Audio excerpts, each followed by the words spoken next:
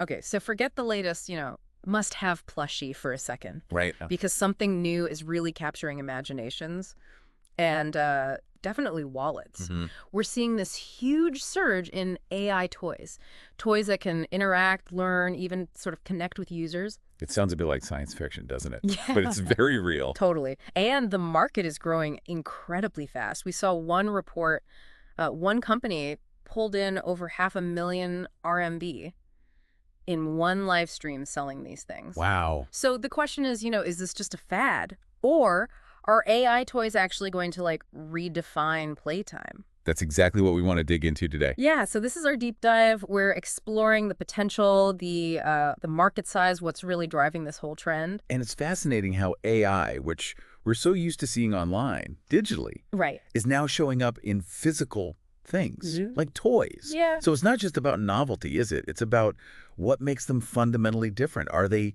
a whole new category? Okay, so let's start there. At its core, what really separates an AI toy from, I don't know, a regular teddy bear or a Lego set? Yeah. It's the AI inside, right? Exactly. That's the absolute defining thing, the integrated artificial intelligence. Okay. And our sources point to a few key things this unlocks. First, uh, self-expression and interaction.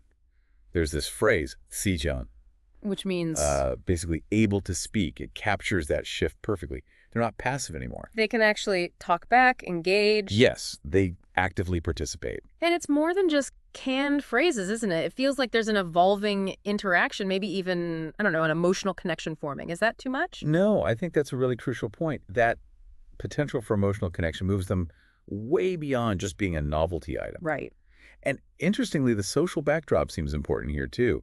Things like, more single-person households, an aging population, maybe looking for companionship. Even just the pressures on parents today, it all creates this sort of demand for interaction, for connection, which AI toys might address in their own way. Okay, that makes sense. Plus, the tech itself, generative AI, large language models, it's getting so much better.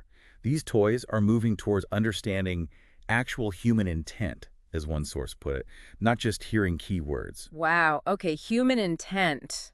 That's a huge leap functionally. It really is. It's like taking that complex AI from online apps and literally putting it into something you can hold. Precisely. You can almost think of AI toys as these tangible, physical carriers for advanced AI models. Yeah. Bringing that intelligence offline. Into the real world. Yeah. And the focus seems to be heavily on the user experience, on interactivity, making them appealing not just to kids, but adults too. Okay, so let's talk scale then. Cool concept, sure. But is it a real market opportunity? What are the numbers looking like? Well, the projections are pretty substantial. iMark Group put the global market at $18.1 billion in 2024. 18 billion. Okay. And they see it hitting $60 billion by 2033, with Asia being like a major player. 60 billion. Wow. And another report we saw predicts the Chinese market alone will top 30 billion RMB next year in 2025. Okay. That kind of growth is, well, it's pretty staggering. It is. And we're already seeing real examples of this demand, right? Like Elon Musk's Tesla robot thing. Yes.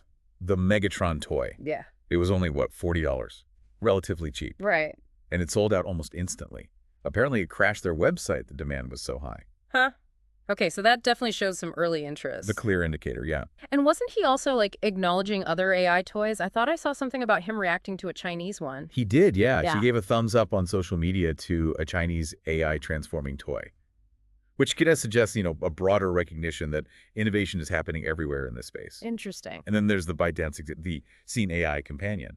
Ah, right, the one that was originally a gift. That's the one. It was powered by their own Dubao large model, their Kuzi AI. And it offered such good conversation, such emotional interaction that people started reselling it for 500 RMB or more. Just for the AI features. Pretty much, yeah. Yeah. The value was clearly in the AI capabilities. So the intelligence itself is a massive draw. And it seems like some big names in tech are noticing this. Oh, absolutely. Our sources really highlighted that. You've got former top execs from places like Meituan, Tmall Genie, Xiaopeng. Big Chinese tech companies. Exactly. All moving into the AI toy market. Yeah. That kind of move, with that level of experience, it really signals a strong belief in where this is headed. And wasn't there a specific example, the Tmall Genie co-founder? Yes, Li Yang. Yeah. He co-founded Tmall Genie.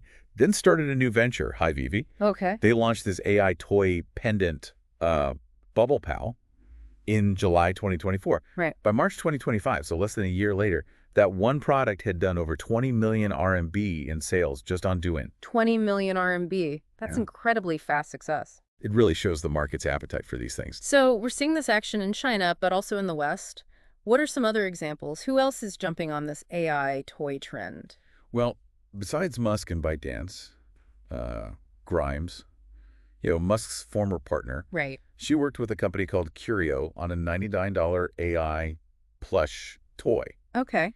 And even though maybe it's a bit niche, it sold out super quickly too. Again, shows interest at that sort of mid-price point. Uh-huh. And then there's Casio's Mouflon AI pet. That one's wild. Why? What happened with that? It didn't just sell out on their official site. The resale prices went nuts. Reportedly over 10,000 RMB sometimes. 10,000 RMB for a Casio toy. Yeah. So you see examples across different prices, different regions. Mhm. It really shows the broad appeal. Okay, it's clear the smart part is the key ingredient here, which brings us to the hardware. You need the right chips to make these toys intelligent. Absolutely. You need to embed the soul, as one source put it, inside these often quite small devices. Right. And for the really advanced ones, you need pretty powerful computing chips. Yeah. Chips that can handle like multimodal interactions, Meaning? understanding voice, but also maybe vision, touch, Okay. and also doing autonomous learning, maybe even processing emotional cues from the user. So it's not just one type of chip then? No, generally it's a mix. You might have specialized chips just for voice or for visual processing. And increasingly, these multimodal SOCUS systems on a chip that combine lots of functions. Ah, okay. And you also have module manufacturers stepping up. They offer these integrated packages with Bluetooth, Wi-Fi, sensors, sometimes even cellular connections. So like a pre-built brain almost. Kinda, yeah. It makes it easier for toy companies to just add these smart features. Yeah. A multimodal socket, for instance, might let a toy hear you speak and see if you're smiling. That sounds like it could really help traditional toy companies get into this space, maybe lower the barrier a bit. That's exactly the goal. Lower the technical hurdles, reduce Yeah. development costs, make it more accessible for them to launch AI toys. Okay, but let's talk about those costs. Brass tacks. We've heard prices from super cheap to incredibly expensive. What does it actually cost to make one of these AI toys?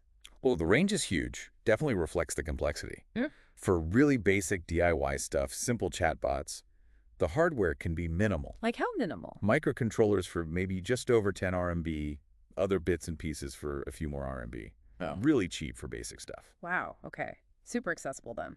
But what about the more sophisticated ones we've been talking about? Right. For chip solutions that include, say, Wi-Fi and audio processing, estimates are around 10 to 20 RMB. Okay, still pretty low. But that's usually without the battery Yeah. or a screen. Mm-hmm. And apparently, even cheaper basic chips are out there. Right. Now, compare that to the true proof of concept we mentioned. That reportedly had a bill of materials over 90 RMB. Ah, okay. Quite a jump. Yeah, because it had a more powerful chip, a proper circuit board, embedded Linux, external Android system, plus the IP design cost folded in. Gotcha. And what about those integrated modules you mentioned, the sort of pre-built boards? Those AI modules, or PCBAs, they generally seem to fall between 10 and 30 RMB for just the hardware. Okay. But that doesn't usually include platform access fees or custom development. If you need that basic integration and customization, you're probably looking more at 20 to 80 RMB. Right. And obviously adding things like screens or needing really specific custom features, that pushes the cost up more. Which could be a real challenge for traditional toy companies used to tighter margins. Definitely a cost hurdle for some. And then there's the AI itself, right? Accessing those large models isn't free. That's a huge factor, a critical ongoing cost. And the pricing varies a lot. How so? Depends on the model's power, the provider.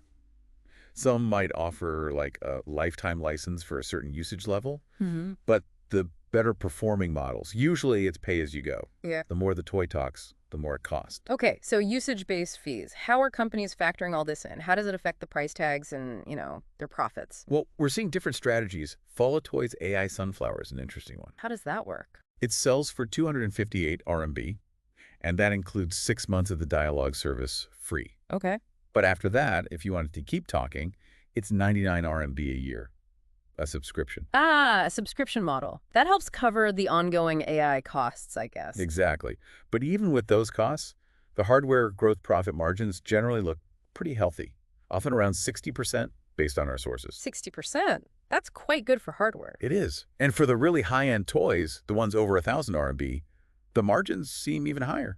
And what drives that premium? A lot of it comes down to the IP, the intellectual property, Mm-hmm. the unique design, the specific features, the brand that lets them charge more. So summarizing the money side then, you've got the direct sale of the toy, Right. and then potentially this recurring revenue from subscriptions for the AI services. Correct. And that IP factor, being able to command higher prices and get better margins, especially at the premium end. Okay, so pulling this all together, it really feels like AI toys are, well, much more than just a flash in the pan. I think so too.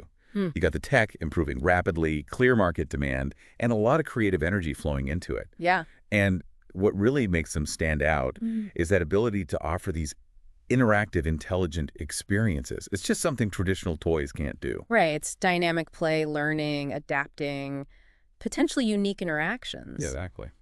So here's the final thought, I guess. Could AI toys actually become the next big consumer electronics category? Like wireless earbuds were, or maybe smartwatches or AI glasses now? That's the provocative question, isn't It it? really makes you think about the future, not just of toys, but maybe technology and how we interact with it overall.